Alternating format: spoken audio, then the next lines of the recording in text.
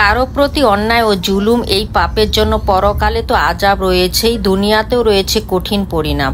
হযরত ইবনে আব্বাস রাদিয়াল্লাহু তাআলা হতে বর্ণিত, রাসূল সাল্লাল্লাহু আলাইহি ওয়াসাল্লাম ইরশাদ করেছেন, তুমি মজলুমের ফরিয়াদকে ভয় করো, কেননা তার ফরিয়াদের মাঝে এবং আল্লাহর মাঝে কোনো পর্দা থাকে না। হযরত আবু হুরায়রা রাদিয়াল্লাহু তাআলা থেকে বর্ণিত হয়েছে, রাসূল সাল্লাল্লাহু আলাইহি ওয়াসাল্লাম ইরশাদ করেছেন, যে ব্যক্তি কোনো মুসলমান ভাইয়ের প্রতি মানসম্মান বা অন্য কোনো বিষয়ে জুলুম করে, তবে সে যেন তার কাছ থেকে সেদিন আসার আগে আজই মাফ করিয়ে নেয়।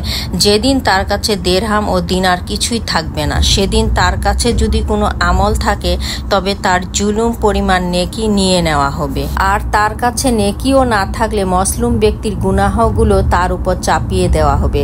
আল্লাহ তাআলা ইরশাদ করেছেন, আমি আদ ও সামুদকে ধ্বংস করে দিয়েছি, তাদের বাড়িঘরই তোমাদের জন্য সুস্পষ্ট প্রমাণ।